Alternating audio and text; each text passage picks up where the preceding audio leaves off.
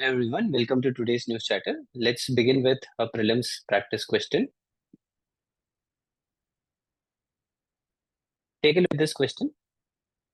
Which among the below is the correct explanation of the term doxing? Any new term that comes in current affairs should be studied by you. So doxing was in news yesterday, so you need to know what exactly it is. It is the act of digitally publicizing a person's private details. Whatever private details a person is posting, if someone else is collecting all the details, let it be the details they are posting in their social media, or the details such as their bank account details or personal information details, Aadhaar details, PAN card details, etc. And if someone else is taking all these details and then posting it in some public space or using it in a illegal way, then it is called as doxing. All the other options are wrong. Digital Personal Data Protection Act. It's a very, very important act for mains examination specifically. It is extremely important. It was passed in the year 2023. Specific details should be known. Let me explain you what are the most important details, because it's a very big act. You don't have to study about each and everything, but the most important points you need to know. First thing is applicability, where this particular act is exactly applicable. That's the most important thing.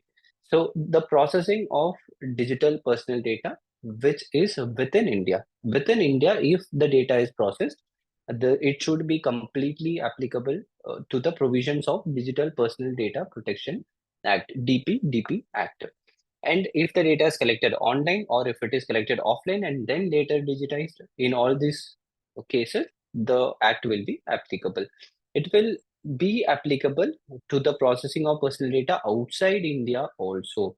If someone is collecting the data of people from India and then if they are processing it outside India, even then it is applicable. But if if the data is used for processing, used for offering of goods and services in India, in such cases this particular act is applicable.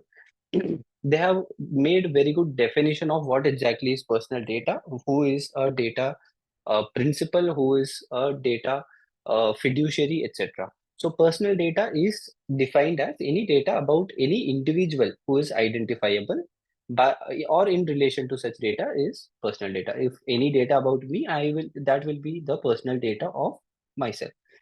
What exactly is processing? Collection of data, storage of data, use of data, and sharing of data. Everything will be considered as data processing. Consent. If someone has to use my data, they have to get my consent first. Without consent, they cannot use the data. But there are certain restrictions to it.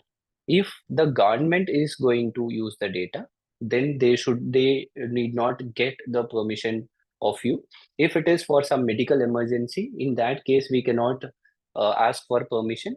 If it is for employment related details, the employer can ask your data, they can collect your data, they can process your data also without your consent. And for people who are less than 18 years old, that is for children, in such cases, parental or legal guardian's consent is required. Apart from this, what other details are there? Data fiduciary. Data fiduciary is the company which is maintaining your data or collecting your data, processing your data. That is called as data fiduciary. So they are legally required to ensure accuracy in data and completeness in data and have proper security safeguards. The Data Act has also started a new board known as Data Protection Board of India. Data Protection Board of India is a very important point, because from now on the Data Protection Board of India will be responsible for accurate data processing system in India, accurate data management system in India. So if in case this data fiduciary has some problem or if they are having some security breach, immediately they should inform to this Data Protection Board of India. Transfer of personal data outside India. For data to be transferred outside India, it can be done. There is no restriction about it. But one very important point, if India has told that it cannot be transferred to certain countries, such as Pakistan, for example, then it cannot be done. That should be considered. Rights of data principles and obligations of data fiduciary will not apply in certain cases. For example, in prevention and investigation of offenses, in such cases, it will not apply. Enforcement of legal rights or claims of people, in such cases also, it will not apply. What will be the penalty? They are having some penalty. They are going to apply some penalty if people are not following the regulations. Up to 200 crore if they are not following the rules applicable for children, and 250 crore if they are not taking enough security measures to prevent data breach. So even numbers are not required, but you need to know that there is some penalty for breaching of the guidelines.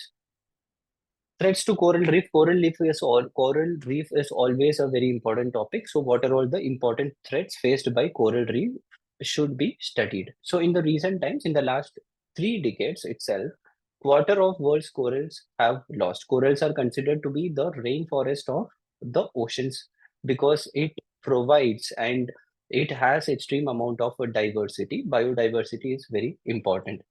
Climate change is one major factor because they are very sensitive to change in temperature of the ocean. If the temperature of the ocean increases, corals will die. Pollution, again, chemical reactions on the corals that will also result in coral bleaching. Overfishing, again, a very major issue because when they do overfishing, they take out a lot of corals also along with the fishes. Healthy corals will have a symbiotic relationship with a particular algae known as zooxanthellae. So this zooxanthellae and the corals will have a symbiotic relationship. Zooxanthellae will stick into the corals. They will make use of the sunlight. They will photosynthesize and they will provide the food to the corals. Corals will provide a place for zooxanthellae to live. So this is the uh, symbiotic relationship they maintain. Whenever these factors such as climate change, pollution, overfishing happens, zooxanthellae will die, because of which coral bleaching happens and corals will also die. One major problem here is agricultural runoff. Even agricultural runoff will result in major threat for corals because the water, the irrigated water that is going into the oceans will carry a lot of fertilizers along with it. These fertilizers will result in this fertilizer will result in algal bloom in the ocean. Too much of algae will start growing. It will form a layer on top of the ocean because of which sunlight will not get inside the water. When sunlight is not getting inside the water, the corals will die. Corals can recover, recovery can happen, but it is a very slow process. It is a very slow process, and you need to maintain proper environmental condition. Lab grown corals are a recent trend. In the lab, people are growing corals and they are transferring it into the ocean. So this is one solution for the present problems, which you can mention in your answers. Arctic policy of India is very important because the Arctic ecosystem itself has gained a lot of prominence in the recent times. One most important fact is in 1920, all the Western countries, most of the Western countries came into an agreement called as Svalbard Treaty. India is also a signatory of Svalbard Treaty. It happened in Paris. According to Svalbard Treaty, there is a small island known as Svalbard near the Arctic region. According to this treaty, this Svalbard Island is given to Norway. Norway will maintain the Svalbard Island or archipelago. So, but they cannot restrict other countries to come and do some research there. So, for research, it is completely open. In 2007, India undertook its first research mission to investigate Arctic microbiology, geology, atmospheric science, etc. A year later, in 2008, India became the only developing country apart from China. India and China were two developing countries who had a Arctic research base. India's Arctic research base is called as Himadri. This is a very important fact you should be remembering for your examination. India was also granted observer status by Arctic Council in 2013. So, what are India's aims? India try to do research. India try to study about the structure of global glaciers. India try to study about the microbiomes, etc., etc.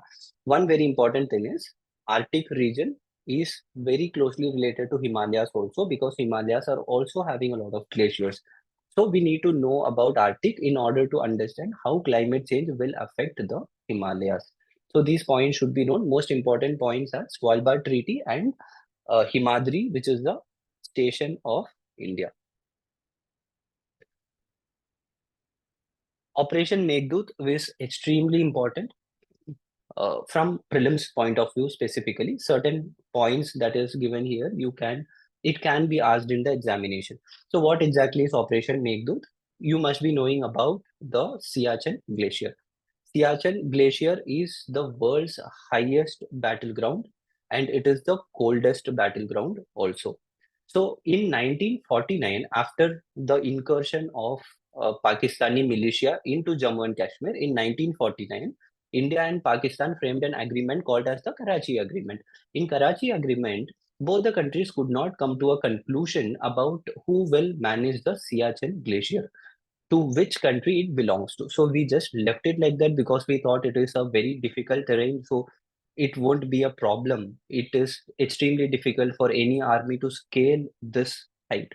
Later, Shimla Agreement happened in 1972. Even in Shimla Agreement, we couldn't come to a conclusion about this. We just left it like that. But in 1980s, what happened is the Pakistani army started to do some researches, cartography, etc. in Siachen Glacier. The problem here is Siachen Glacier is located in such a strategic location and located at such a high altitude. If anyone controls Siachen Glacier, it will be very easy to control the entire Ladakh region of India. So in 1984, Pakistan made a plan to claim the entire Siachen Glacier. To this, they needed some good gears that can manage the low temperature of Siachen Glacier. So they ordered the cold gears from a London-based company.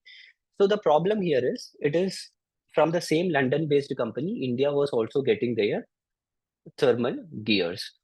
So the problem here is India got to know about the role of Pakistan in Siachen Glacier. So Indian Army, along with the Air Force, immediately started the Operation Meghdut, in which the Air Force collected all the army personnel and dropped them on top of the Siachen Glacier. We claimed all the regions, and then finally we were able to occupy the entire Siachen Glacier. So from that time on, it is under the control of India.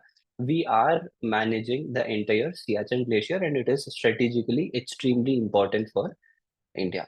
So the military action is known as Operation Meghdut. Here, the most important point is Karachi Agreement of 1949 and the Shimla Agreement of 1972, and it is the highest battleground in the entire world. Location is extremely important. Look at the map. Map is extremely important here. Siachen Glacier is located in this region.